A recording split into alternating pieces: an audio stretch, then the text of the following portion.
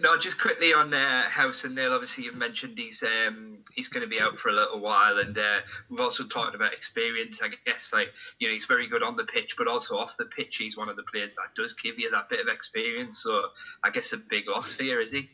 Yeah, it's a blow. It's a blow. I mean, but we always knew that, Craig. As I said, you look at Dick Steele and Howson and Paddy. I think they're the three major influences in the team, really. And to lose two of them, it's a disappointment. Yeah, but we can't dwell on that. There's so many games coming up. We've just got to get on with it, really. And in terms of Dick Steele coming back in, I mean, would you have been, when he does come back in, do you think you'll be looking maybe to switch back to a back three? I know you've mentioned a couple of times that you kind of prefer it at the back there. I mean, is that something that might be in your thoughts once you can welcome Anthony back into the team? Yeah, I think it's different. It's whoever different opposition that you play against, Craig. Really, what I don't like with a back three is when opponents play one up front and we've got three against one. Are you with me? So we have to adjust that. Now, with certain players, you can with your Paddies and Johnny Howsons. So it's just a matter of trying to pick the best until we've got reinforcements, really. Yeah, and just lastly from me, Neil, one on Patrick Roberts. You mentioned on Wednesday night after the game that you didn't feel like he did enough when he came on. I mean, I guess is that your challenge to him now? Is if he's not starting when he does come on, he needs to make more of an impact. Yeah, I mean, in fairness to Patrick, he's trained well this week, very well. So I've been pleased with him this week in the training, that's the first time for a while that he's caught my eye in that respect. So hopefully the penny's dropped and he knows he's got to work hard and to get in the team and then stay in the team. Cheers, Craig. Scott? Scotty, where are you? Hey, Scott. Hi, Neil. Hi, Evan. You're right. Go on, will you keep... Neil, just a couple from me. On Balassi, I mean, you were not critical is probably the wrong word, but it was a bit messy, wasn't it, the last day when everything collapsed and things that you wish you'd known, blah, blah, blah. I mean, there's clearly no bad blood there. There's clearly no sense that you or the club wouldn't want to deal with him or the agent or anything like that if the chance came. No, I just thought it was... I think everybody's... I don't think it was just Yannick's fault. I think it was everybody's fault. There were so many different things. Once again, we left it too late again. We can't... there's going to be problems when the player's not anywhere he should be an hour before deadline. And then when we haven't agreed with Everton, which I thought we had done, you're going to get problems like that. So it was a mixture of both. But, it was a big disappointment to me because we haven't got anything like that. And we need a couple of those, really. And given how pressing the need is, and given the number of games there are, doing it on January the 31st is not going to be a lot of good to you, is it, this time round? No, we're getting it early. We need them early. The lads need a bit of help now as well. We need a fresh impetus to help us out, really. They're all really... I can't fault the effort. They are trying. And that's all I can ask. The lads just stick together and do the best. But we need that little bit of quality that coming in, really. And just last one for me. With Johnny out, that midfield three, the balance of that is obviously very important for the side. And, with Johnny out, you could throw a Tab in or a Robertson and have 2 and 1 if you like. But then clearly that potentially leaves you exposed at the back. How much of a balance is that, what you do with that midfield three? I think that's not just now with Johnny Howson. That is when he's here as well. I think it's the balance of the opponents and the strength of the opponents, but then you have to look at your own squad and try and get a system with what you've got to try and get results. And like I said, we've got to try and get results in other ways because we're not scoring from set pieces and we don't look like scoring. No good kidding ourselves. We don't look like scoring from set pieces, even though we've got one of the best free kick takers in the league, which is a crying, it's a shame. But that's what we've got. So we have to get on with other things and to try and create in other aspects. And that's what we've been working on really in the short space of time in between games. Because, the next day after a game like the other night, you've got to really stretch out and do little. I think we're in the swimming pool to start with on the Thursday. You can't really get down to tactics. So you've got very limited time. We're just going to work this morning for an hour or 2 hours, on the game tomorrow. Yeah. Good luck. Thank you, Scott. Cheers, Scott. Joe, couple from you to finish. Just to clarify on Johnny, is it his hamstring? Yeah, it is. Yeah, he's had it for a few weeks, so it's not. The dog doesn't think it's quite. When the thing is, when you do scans at Johnny Howson's age, there's always going to be something shows up. Are you with me? Because it's the from little niggles, you've always got something. You can find something if you want. So it's not just a little injury, but I think we think the radiologist is that a radiologist? Yeah, we think he's gone a little bit in his estimation. So we're going to send it for a second opinion, the scan, because we think it might be the littler one, which is only a little bit like Dick Steele. Yeah, and just you're saying you need help in January. Have conversations already started with clubs about players you could bring in? You said you're not sure about Yannick Bolasie, but are you already trying to put them kind of conversations in place to set something up?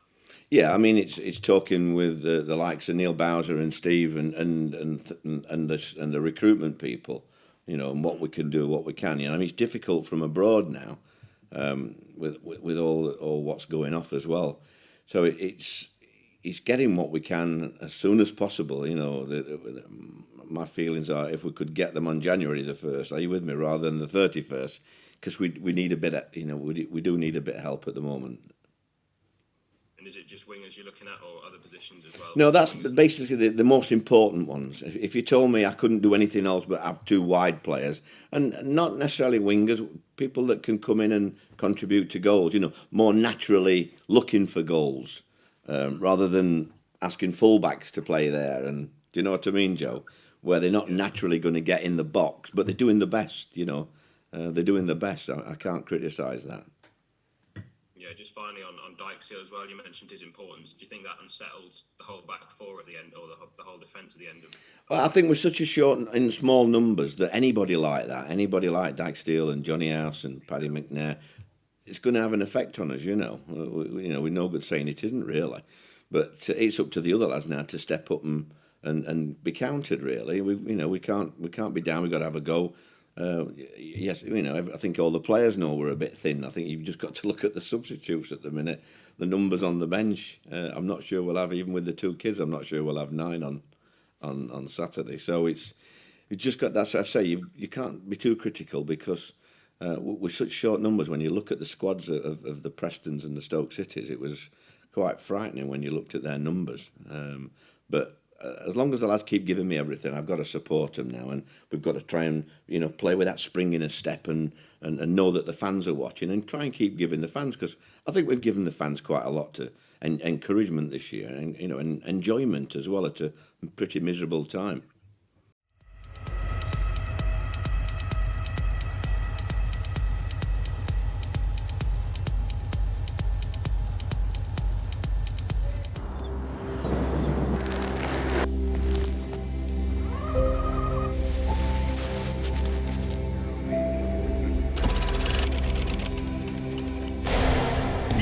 T-side!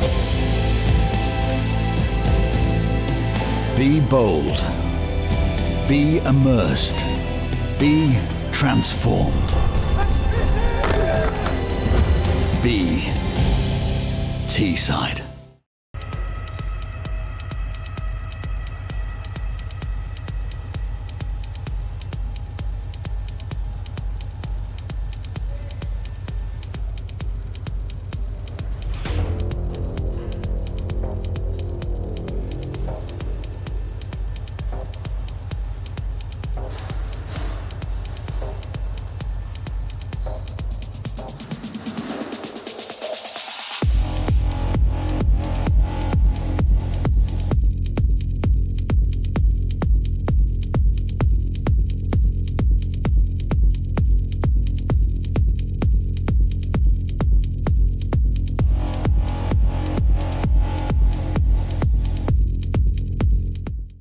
Sam, a new contract at Middlesbrough Football Club, you must be absolutely delighted.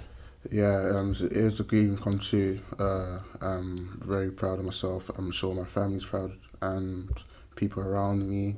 You know, it's been a really exciting journey for you, because you've come in from Tooting and Mitcham and you've come in on trial initially and you've impressed from there. So it's it's an unusual route into first team football. So you must be, as you say, proud of your achievements so far. Yeah, it's really a rough route, to be fair, coming from non-league especially. It depends on just hard work and just taking the opportunity, to be fair. How much credit has to go to Neil Warnock, because he's shown an incredible amount of trust in you, from taking you on pre-season to giving you your debut. He's seen a lot of potential in me, to be fair. I really want to thank him a lot to giving me that opportunity to, showcase myself. And obviously, it seems that he likes me a lot. And yeah, I just want to kick on from there to keep on impressing the manager. And from giving you your debut in a cup game is one thing, but to put you on in a game against Norwich, and to trust you to try and make a difference in a game of that level, it just shows the amount of trust he has in you. Yeah, to be fair, I was surprised about that, to be fair. But it was just a thing where I thought, wow, the gaffer really, he has a lot of trust in me, to be fair, and a lot of potential to see in me. And yeah, I'm very thankful for that, to be fair. Yeah, and once you've had that first taste of first team football, you must be like itching to get involved at every opportunity now. Yeah, like just buzzing, obviously, because obviously I still want to impress at the end of the day, and obviously, help the team, of course. You've mentioned about the team there. What's it like in the dressing room? It seems there's some really positive role models, some really good lads that you get on with. Of course, people like Johnny Alson, Britt, Paddy McNair, and people they're just very good role models. Obviously, they really know how to look after young people like myself, and make us feel comfortable, make myself feel comfortable, to be fair. Mm-hmm. I'm really grateful for that as well. So, yeah. It's a bit of a strange situation at the moment, not having the fans, but they've been able to watch at home and see a bit of what you have to offer, and I guess it's just about taking it step by step and continuing to impress. Yeah, it's just really a step-by-step thing for me. Obviously getting used to playing first team football, of course, and hopefully when the fans come back in, they'll see more of me and probably hope to like me even more, and see how I am in the game, to be fair. So yeah.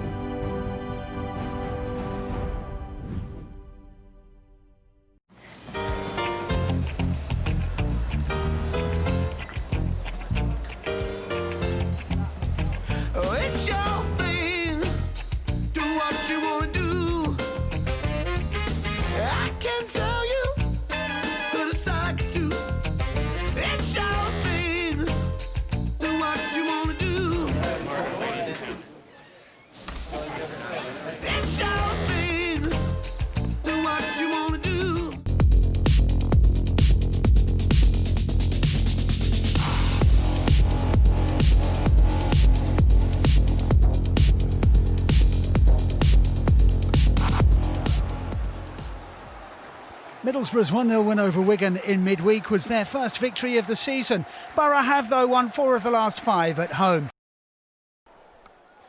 Clayton with the free kick. Asumbalonga! Very nearly an early breakthrough for Middlesbrough. Aidan O'Brien starting another move for Millwall.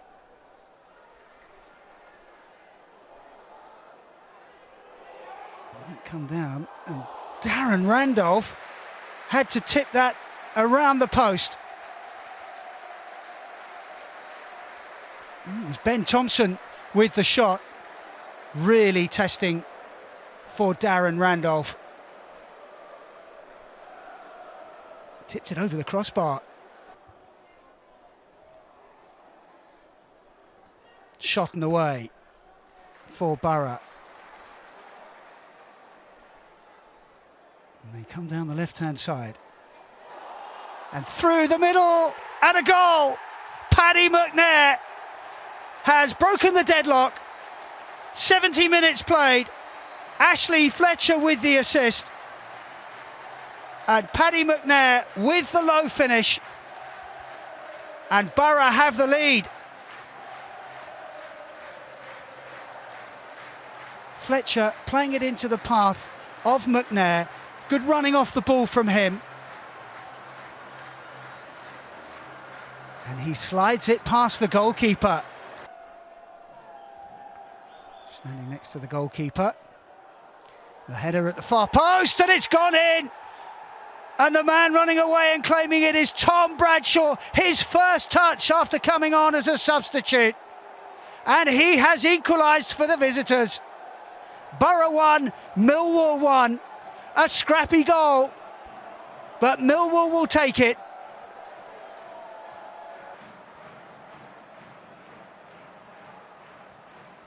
Shotton with the long throw. Ayala flicks it on. Johnson!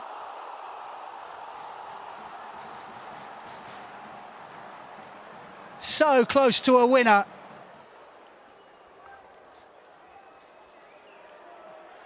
Ayala was in there, and it was deflected behind for a corner. Goalkeeper comes.